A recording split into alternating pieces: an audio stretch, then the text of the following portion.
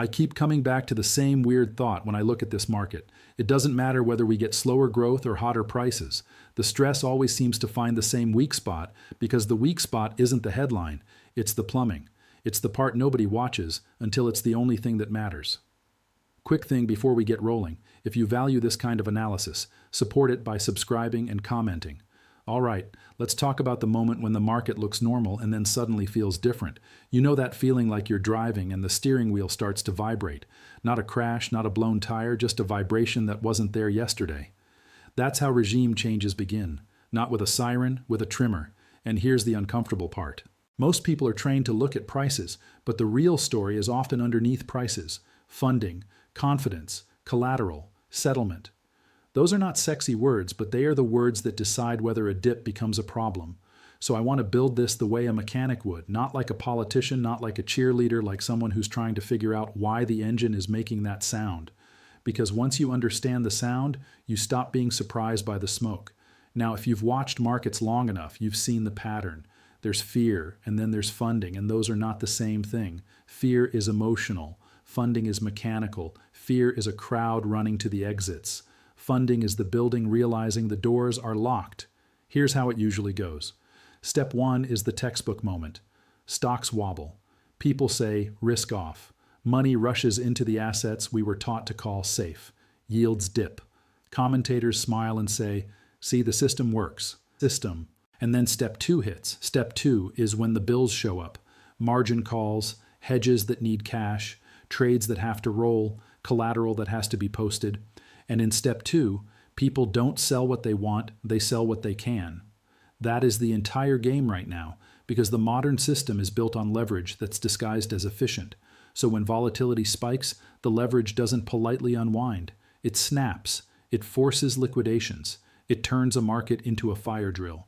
And here's the twist most people miss. In a fire drill, the most liquid assets get sold first, not the worst assets, the liquid ones. And that's how you can end up with a world where fear rises and yields rise too. That sounds backward if you're living in an old textbook. But if you live in a world where bonds are collateral, not just investments, it starts to make sense because bonds are what people sell when they need cash right now. Now this is where I want you to pause and really think. If you've been successful, share your success story in the comments so others can stay motivated. Because surviving markets is not about being right once. It's about staying alive through the messy parts. Okay, let's zoom out. We're in a world where debt loads are heavy. Government debt, corporate debt, household debt. And when debt is heavy, the system becomes sensitive. A small move in rates doesn't feel small anymore. It feels like pressure on a bridge. If the bridge is new and strong, trucks can roll across all day. If the bridge has cracks, the same truck becomes a test. So the question isn't, will rates move? Rates always move. The question is, how much can the system tolerate before it starts to break something? And break something doesn't mean an apocalypse. It can be a sloppy auction, a sudden gap in repo, a jump in hedging costs, a strategy that worked quietly for years, suddenly turning into a blender. And we've had more hints of that than people want to admit. Based on recently published numbers, consumer delinquencies are drifting higher and sitting near levels we haven't seen in a while. That's not a doom headline. That's a pressure gauge, because the consumer is still the engine for a lot of this economy. So when you see more people missing payments, you don't have to predict a crash.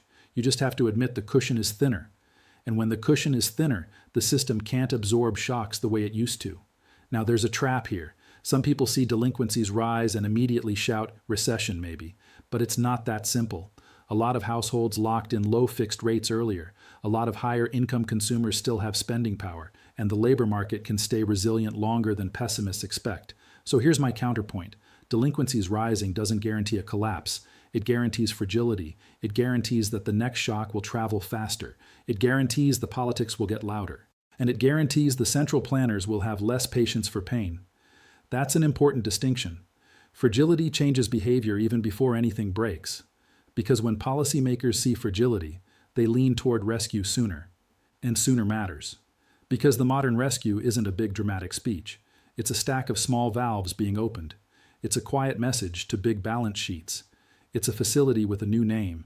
It's a tweak to what counts as good collateral. It's a promise that liquidity will show up if the gears start grinding.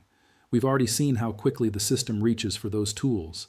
There were recent market moments where short-term funding stress showed up hard enough that official backstops got used in a way that made traders pay attention. Again, that's not a prophecy. That's a clue. Now, I want to take you overseas for a second because this is where people underestimate the contagion story. Japan matters not because Japan is the whole world. Japan matters because Japan sits in the psychological foundation of the low-rate era. For decades, Japan was the example people used to say, see, you can run high debt forever, low yields, stable currency, quiet markets. And then reality starts to wiggle. When Japanese yields move in a way that pressures the currency, it forces a question. Do you defend the bond market or do you defend the currency? That sounds like an academic question, but it's not, because defending both at the same time often requires the one thing markets hate most, printing. That's obvious. Now let me be careful. Japan has tools. Japan has domestic savings. Japan has a different structure than a lot of countries that blew up in the past. So I'm not saying Japan is Argentina. I'm saying when the most controlled bond market on earth starts to look less controlled, it changes how people price risk everywhere else. And here's why it matters for the United States. The U.S. bond market is the collateral base for global finance. So if the global system is holding lots of U.S. paper and stress rises, it's logical that they sell that paper to get dollars. Not because they hate America, because they need dollars. That's why you can get the bizarre sequence we talked about. Bond yields fall briefly in fear, then bonds get sold, then yields rise in fear. And when yields rise in fear, the clock starts because higher yields tighten conditions. Tighter conditions slow growth, slower growth hits revenues, lower revenues widen deficits, wider deficits mean more issuance, and more issuance means the market asks at what price. Now you're in the loop. And loops are where narratives break. Now I can already hear the push back. Come on, if something breaks, won't the biggest institutions just step in and stabilize everything? Sometimes yes, but stabilization isn't the same thing as safety. It's more like keeping a shaky table from tipping over by shoving your knee under it. You're not fixing the table, you're just changing where the weight goes. And right now, the weight is huge. So let me show you why the plumbing matters more than the vibe. Imagine a stadium that holds 100,000 people. On a normal day, most of them are sitting. You can walk the aisles. You can buy snacks. You can find a bathroom. It feels roomy. But the minute everyone stands up at once, the same stadium feels tight. And if everyone tries to leave through the same gate, it turns into a bottleneck. That's the treasury market. It looks infinite when only a small slice of participants need to transact urgently. It looks very finite when everyone needs cash and collateral at the same time. That's why the market can seem calm until it isn't. Now, here's a real boring reason that calm can flip fast. A lot of smart money strategies try to harvest tiny spreads between closely related instruments. Think of it like picking up pennies. If you pick up one penny at a time, it's not worth the walk. So they pick up a lot of pennies at once. And to pick up a lot of pennies at once, they borrow. That's not moral, it's math. One of the best-known examples is the trade that tries to capture the gap between cash treasuries and treasury futures. In quiet conditions, it can look like free lunch. In stressed conditions, the free lunch turns into a margin call. Researchers and regulators have been openly talking about this risk for a while now, and the key detail is this. When those trades unwind, they don't unwind politely. They unwind in a stampede. Because risk systems don't ask your feelings, they ask your collateral. So you get forced selling of the most liquid thing you own, not because it's bad, because it's sellable. That's how you can get a day where stocks are red, fear is everywhere, and yields still push higher. It's not a contradiction. It's the mechanics of deleveraging. Now think about what that does to policymakers. If yields spike in the middle of fear, it doesn't just hit bond prices. It hits mortgage rates. It hits corporate borrowing. It hits government funding costs. It hits every spreadsheet in the system that assumes stable collateral. So the response comes quickly, but the response is usually shaped by constraints. If inflation is still annoying, officials can't just do a giant obvious rescue without taking heat. If politics are tense, big programs get questioned. If the public is angry, the optics matter. So what happens more often is a layered rescue, a facility that swaps one kind of collateral for another, a tweak that makes balance sheets more willing to hold paper, a backstop that's framed as technical, a message designed to calm the crowd. You've seen versions of this before and you'll see them again. Now here's where people make another mistake. They assume the who buys treasury story is simple. It's not. There are many buyers and they don't behave the same. Banks buy when regulations and balance sheets allow. Pensions buy when they need long duration. Insurers buy when they can match liabilities. Money market funds buy when they can park cash safely. Foreign buyers buy when the dollar trade makes sense, and households buy indirectly through all of it. So when the market gets stressed, demand doesn't disappear. It shifts and it becomes price sensitive. That's why auctions are such a big tell. A soft auction isn't just a headline. It's the market saying, I'll take it, but not at that price. Now layer in the human side. When consumer stress rises, it changes what politicians tolerate. And based on newly released household credit data, the share of balances sliding into delinquency has been creeping higher. Again, I'm not saying crash tomorrow. I'm saying the shock absorbers aren't as thick. And when the shock absorbers are thin, the system becomes jumpy. Now let's talk about the argument you've probably heard 1,000 times. Inflation is dead. No, inflation is forever. Here's what people miss. In a heavy debt world, both inflation and deflation can cause trouble. Deflation makes debts heavier in real terms. It squeezes cash flow. It makes defaults more likely. Inflation erodes purchasing power. It pressures yields unless they're capped. It forces savers to take risks just to stand still. So whichever path you argue for, you end up in the same place. Stress on promises. And when promises get stressed, markets start caring more about collateral that sits outside promises. That's the real reason gold keeps showing up in these conversations, not as a magic answer, as an escape hatch from issuer risk. Now, here's a nuance that helps people not get emotionally wrecked. Gold doesn't move in a straight line. Gold can dip when everything else dips because people sell what they can to raise cash. Gold can go sideways for months while the long-term thesis stays intact. Gold can even fall while everyone is screaming that it must rise. So if you're going to think about gold, think in regimes, not days. What risk are you hedging? Currency leak, policy response, geopolitical settlement, loss of trust. Different tools for different reasons. Now, a piece of fresh context that matters here is central bank behavior. From recent public reporting on the gold market, central banks have remained steady buyers even after big price moves, and total demand in value terms was unusually strong. That matters because it suggests motive. Short-term traders chase charts, reserve managers chase optionality. Now that leads to the word that everyone mishars, de-dollarization. It doesn't have to mean a dollar collapse. It can mean a dollar that stays dominant, but less exclusive. More trade corridors using other units, more bilateral settlement, a slightly different reserve mix. And here's why that matters. Even a small reduction in automatic demand can shift pricing at the margin, and the margin is where yields set. Now let's connect this to your life. You can have a market where stocks grind higher while households feel squeezed. That's not crazy. If liquidity supports asset prices while costs rise, you get a split-screen reality. So the question becomes, what are you measuring in dollars or purchasing power? That's why people keep rotating back toward real assets. They're trying to stabilize the measuring stick. Now I want to bring stablecoins back into this, but in a more practical way. Stablecoins are pipes. They can make digital settlement faster. They can increase demand for short-term government paper as backing, but pipes can also clog. If redemptions surge, stablecoins sell what backs them. That can tighten funding at the worst moment. So again, the story is plumbing, not ideology.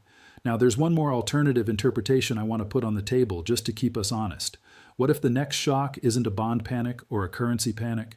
What if it's a real-world supply shock, energy disruption, shipping disruption, a cyber event, a geopolitical surprise, something that hits inputs? In that world, prices can jump and policymakers face a brutal choice. Tighten into pain or tolerate higher inflation. Either choice feeds back into bonds and currency anyway. So when I ask bonds or currency, I'm really asking which dashboard light flashes first. Now, here's the empowering part. You don't need to predict the exact spark. You need to build a life that isn't gasoline. Resilience, cash flow that buys you time, low leverage so you aren't forced to sell, a plan that assumes volatility, not perfection, and the discipline to rebalance instead of react. Let me ask you this because I want to hear it. Does the economy feel better than the headlines where you live or worse? Because that gap is where policy changes get born, and policy changes are market changes. Keep your eyes on the gauges, not the noise. And just so this doesn't turn into a one-way sermon, here's what would make me back off this whole pressure is building framework. If deficits actually shrink for a sustained stretch, the funding load eases. If productivity gains translate into broadly higher real wages, the tax base strengthens and the politics cool off. If inflation falls because supply improves, not because demand collapses, then bonds can behave more like the old playbook. And if trust in institutions genuinely improves, capital stops hunting for escape hatches. None of those outcomes are impossible. They're just hard. And when markets sense hard, they don't wait for confirmation. They start pricing the easier path, which is why the next move can come from a place nobody is staring at yet. So keep watching the quiet stuff, because the quiet stuff is where tomorrow's headline is being written right now. Now, I want to bring in another piece of fresh context that tells you how the world is thinking from recent market updates. Global gold demand hit a record in value terms, and central bank buying remained heavy. You don't have to romanticize that. You just have to ask why. Why do central banks keep adding metal? Because they want optionality. Because they want an asset that doesn't depend on another government's decision. Because in a world where sanctions exist, reserves are not just financial, they're strategic. Now, here's the part that's going to make some people uncomfortable. A lot of investors still think the dollar is the center of the universe. And for daily transactions, it kind of is. But markets don't care about your feelings. Markets care about incentives. If the incentive is to diversify settlement and reserves, the story shifts slowly at first and then suddenly. And when it shifts, it doesn't have to end the dollar to matter. It just has to reduce the automatic bid for US paper at the margin, because the margin is where prices move. Now let's connect this to something everyone is feeling: the cost of living. People hear stocks are up and think the system is fine, but if your groceries, insurance, rent, and interest costs are up, that nominal stock chart doesn't feel like safety. This is the measured in what problem. If you measure success only in dollars, you can feel rich on paper while your purchasing power leaks. And that's why people keep rediscovering real assets, not because they're trying to be edgy, because they're trying to stay stable. Now let's talk about the technology accelerant, because it's not just a buzzword. AI is moving fast, faster than most institutions are prepared for. And that creates a funding problem that nobody wants to talk about. Governments rely on broad participation. Payroll taxes, income taxes, consumption taxes. If technology changes employment patterns, compresses certain wages, or shifts where profits land, the tax base can get uneven. And in a debt, uneven revenue is dangerous because the interest bill doesn't care. So you have this strange situation. The same firms building the future are also accelerating the pressure on the old revenue model. It's a snake eating its own tail. And if that sounds dramatic, good, because that's what makes it important. Now pause and think about what that implies. If the tax base becomes less stable, policymakers lean harder on financial repression. They cap yields. They support bond markets. They push savers into risk assets. They encourage inflation to do some of the cleanup. And that brings us back to the core tension. In the next stress event, the choice will probably be save the bond market in nominal terms and let purchasing power absorb the damage. That's not a political opinion. That's an incentive. Because a bond market disorder is immediate and visible. A slow leak in purchasing power is gradual and deniable. Now, before someone clips this and says, I'm predicting hyperinflation, no, I'm saying the path of least resistance in a debt-heavy world is often mild to moderate debasement over time, and the market prices that slowly, then suddenly. Now, where does crypto fit into this? Crypto and stablecoins get shoved into the same bucket, and that's lazy. They solve different problems. Bitcoin often trades like a high beta liquidity gauge. When liquidity tightens, it can fall hard. When liquidity returns, it can rip. That's not worship. That's observation. In that sense, it can function like an early warning indicator, not a guaranteed shelter. Now, stablecoins are different. They're a settlement rail. They're a way to move dollars quickly across the internet. For people in places with unstable banking, that's useful. But stable coins still bring us back to the question of trust. Who issues it? How is it backed? Where are the reserves? What happens under stress? If you live through a currency crisis, you ask those questions naturally. And here's the skeptical angle that doesn't get enough attention. Even if stable coins create more demand for government bills, that doesn't erase the underlying debt math. It might help at the margin, but it doesn't solve the whole problem. It's a patch, not a reset. Now let's get practical, because none of this matters if you can't turn it into behavior. The biggest mistake people make in environments like this is binary thinking. Allen, all out. One asset, one bet, one perfect forecast.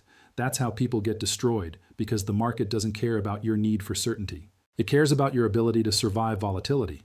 So here's a healthier framework. Think in layers. Layer 1 is cash flow. If your cash flow is stable, you can wait. If your cash flow is fragile, you get forced into decisions. Layer 2 is leverage. Leverage turns normal moves into life events. If you use leverage, treat it like fire. Controlled, contained, and never trusted. Layer 3 is diversification by risk type, not by ticker. Owning 10 things that all depend on the same funding system is not diversification. Ask yourself what breaks this? What survives that? Layer 4 is rebalancing. Rebalancing is not sexy. It's not a meme. It's a discipline that forces you to sell a little of what got expensive and buy a little of what got cheap. That discipline keeps people alive. Layer 5 is humility about timelines. Markets can stay irrational longer than you can stay stubborn. So build a plan that doesn't require perfect timing. Now, let me give you a few signals I'm watching because this is where people can actually stay grounded. 1. When risk hits, do yields fall and stay down or do they bounce back quickly? 2. What are funding markets doing? Not headlines. Funding. The places where short-term cash gets expensive. 3. What does the currency do when stress rises? Does it act like a shock absorber or does it act like a warning light? 4. Do commodity inputs stay firm even when growth fears pop that can signal a structural cost shift? 5. Do people start talking more about control than exposure, custody, delivery, collateral? Those are trust signals. Now, none of these are guarantees. They're just pressure gauges. And if you watch pressure gauges instead of memes, you get less surprised. Now, let's walk through a scenario just so you can feel it.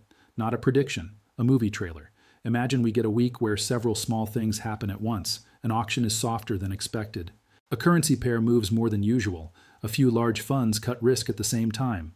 Volatility jumps. The first day looks normal. Stocks down, bonds up. Everyone says classic. The second day feels weird. Stocks down again, but bonds stop helping. Yields stop falling. Credit spreads widen. The third day, the language changes. People stop debating opinions and start asking about settlement, about margin, about who is forced to sell. And that's when you see the most liquid collateral get hit. That's when yields can rise even as risk assets fall. And that's when policymakers feel the timer because they can't let the collateral foundation crack for long. So you get the response. Maybe it's framed as temporary, maybe it's framed as technical, maybe it's framed as targeted, but it's liquidity. And once liquidity arrives, assets can rebound hard. Not because the economy magically healed, because the nominal tide rose. And this is why people get whipsawed. They sell into fear. Then the rescue hits and they're left watching prices rip without them. So what's the right move? It's not to guess the exact day. It's to avoid being forced to sell at the worst moment. That's it. That's the edge. And this is why the conversation keeps circling back to real assets like gold. Not because gold is a guaranteed win. Because gold is a different kind of exposure. It doesn't depend on corporate earnings. It doesn't depend on a central bank promising stability. It depends on scarcity and trust. And those things matter more when the system feels stretched. Now, I want to ask you a question that matters. Do you think the next real shock comes first from the bond market or from the currency? Drop your answer in the comments. And again, tell me the day and date you're watching from. And if you want to support the anti-copycat campaign, subscribe and comment. All right, last thing. Everything we talked about today is for education and discussion. I'm not giving you personal financial advice. I don't know your goals, your cash flow, your risk tolerance, or your full situation. So use this as a lens. Do your own homework. And if you need it, talk with a qualified professional before you make big decisions.